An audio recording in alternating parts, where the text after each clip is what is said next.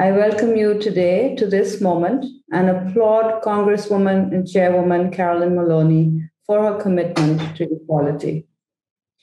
50 years ago, our feminist champion Gloria Steinem said in a congressional testimony, "It is a perpetual falsehood that women are already treated equally in our society."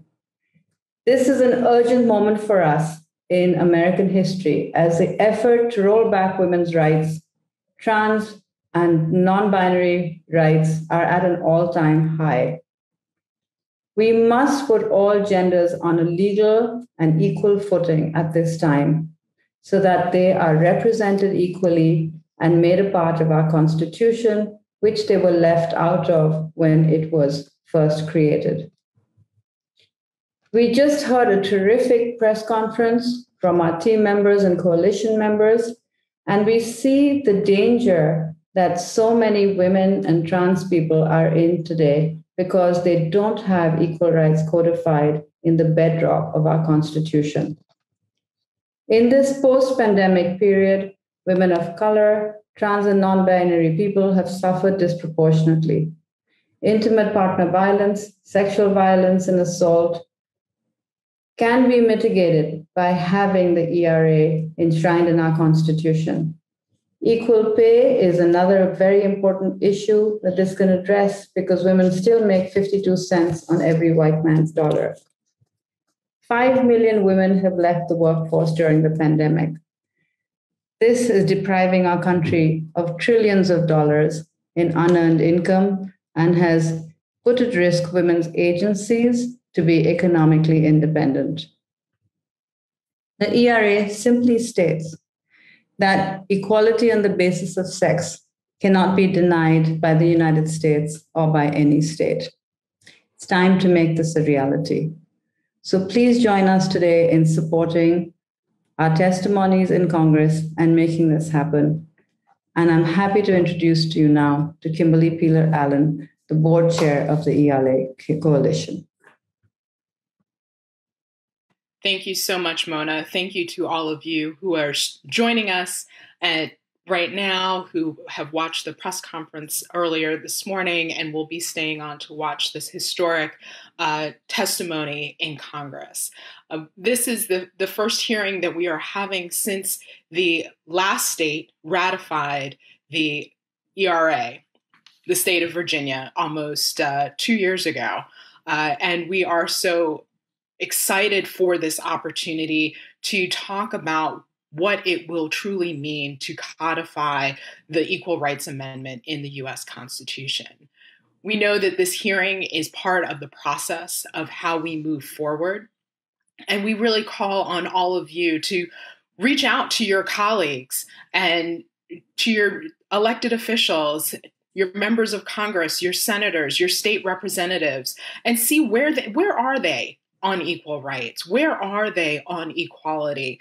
And every election is a critical election. We have elections happening in New Jersey and Virginia in just a few days. And next year, the 2022 elections, where we have state legislatures and all of Congress will be up for re-election. So we ask you to ask your members of Congress, your representatives, the people who work for you, where they stand on equality. And you can go to our website, the eracoalition.org, eracoalition.org, and look at our lived equality tool that tracks where people stand on the Equal Rights Amendment, and hold your elected officials accountable. And if there's a question mark as to where they stand, ask them.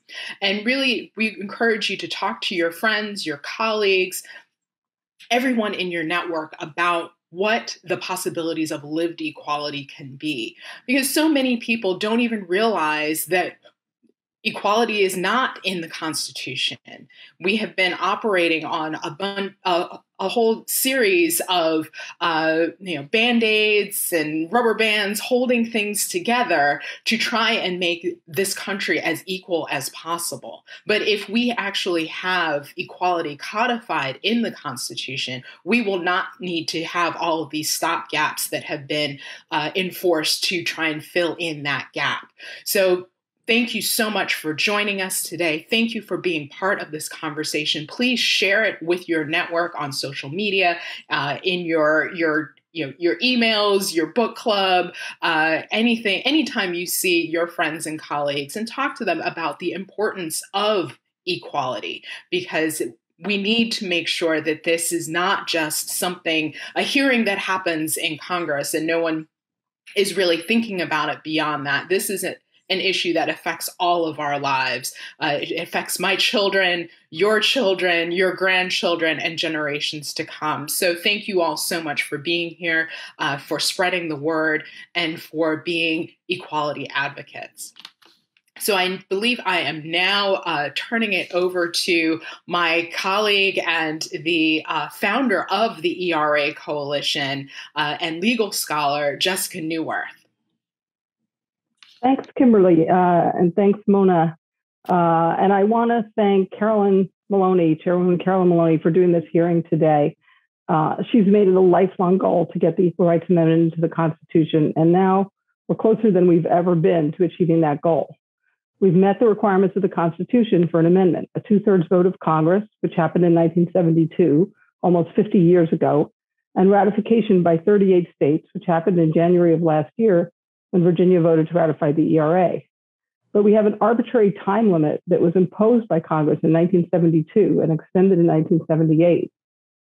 Twice now, the House has voted to remove that time limit, which is being used to block recognition of the ERA as the 28th Amendment to the Constitution. A bill is pending in the Senate, and somehow we can't even get 60 votes to say that there should not be a time limit to put non-discrimination on the basis of sex in the Constitution.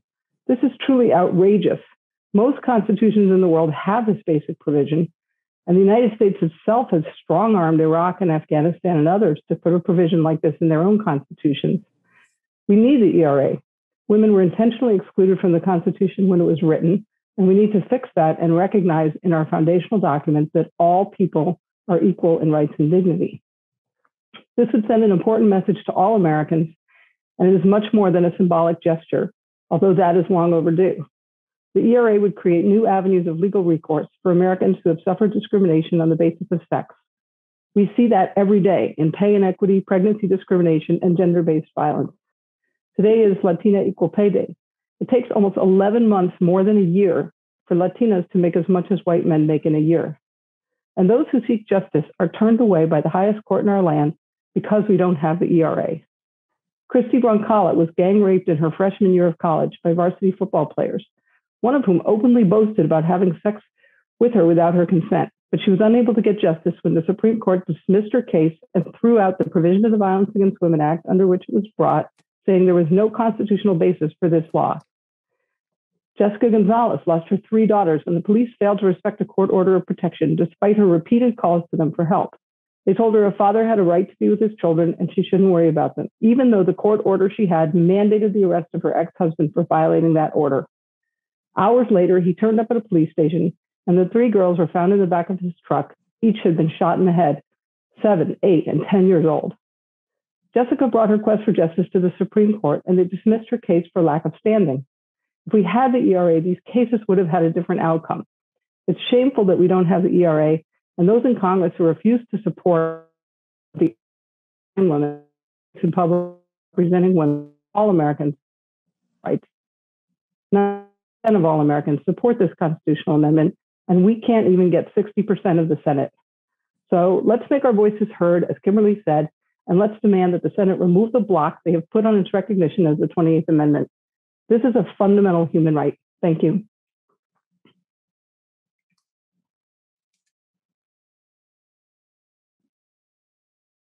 I guess, am I then supposed to, sorry.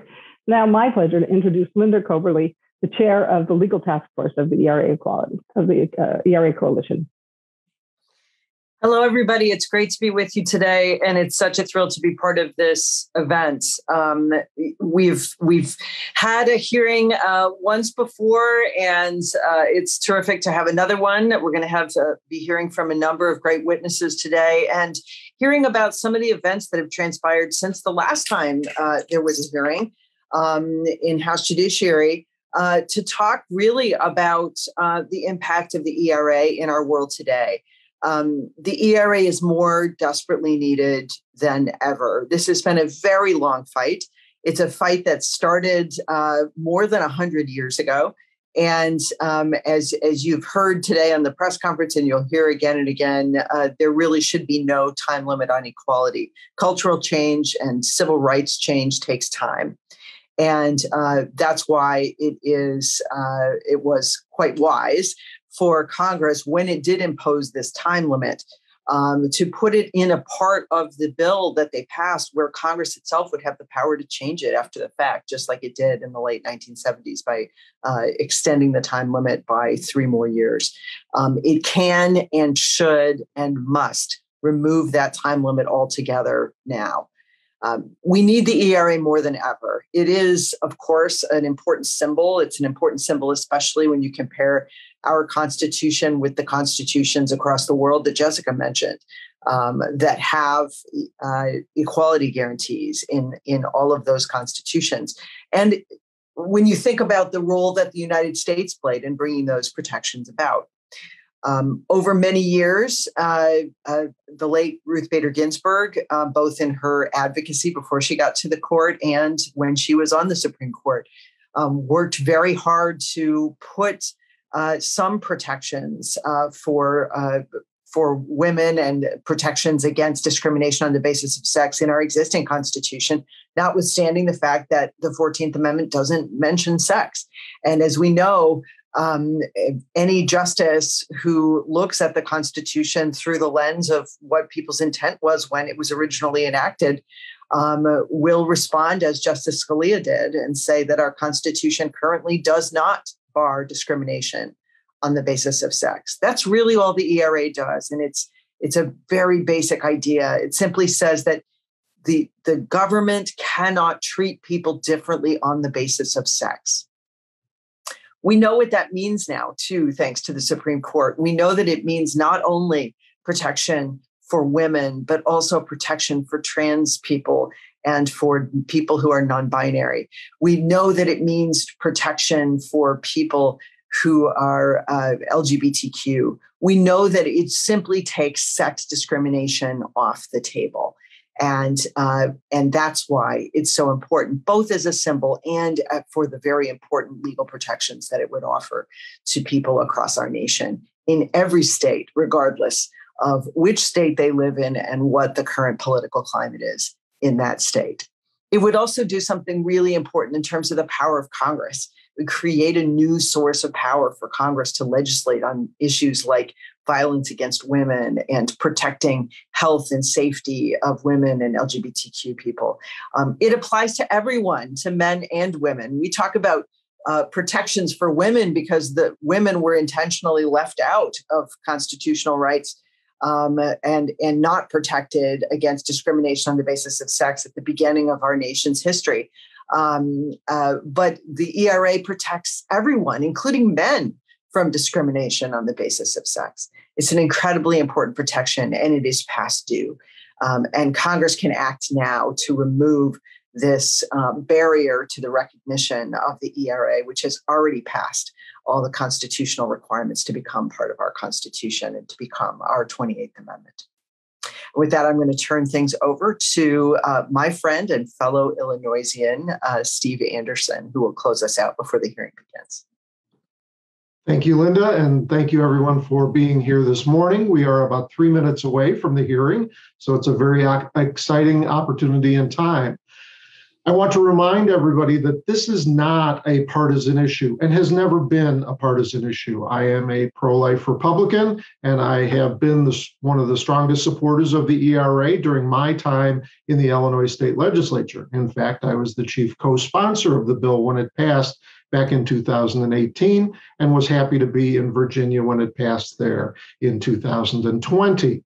Let's remember that this bill or this resolution, once passed and the amendment once recognized into the Constitution, since it has already met its requirements under the Constitution for ratification, once this is recognized, This reflects Republican values as well as Democratic values. This is an intersection area where we can all agree. Think about what it represents. It represents the belief of individual rights. No one disagrees with that, or if they do, they are on the wrong side of history. Number two, it also reflects the idea of limited government. How often do you hear Republicans talk about limited government? This is a very real thing. We are asking through the ERA to have the government take a step back and say, you don't get to decide what women do and what men do. They do whatever they can do in an equal and fair way. And third, and in my opinion, perhaps most importantly, it reflects the idea of pro-business.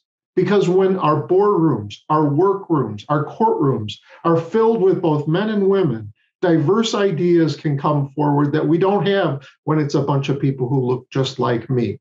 And that opportunity means better ideas, better manufacturing, better business, which benefits us all.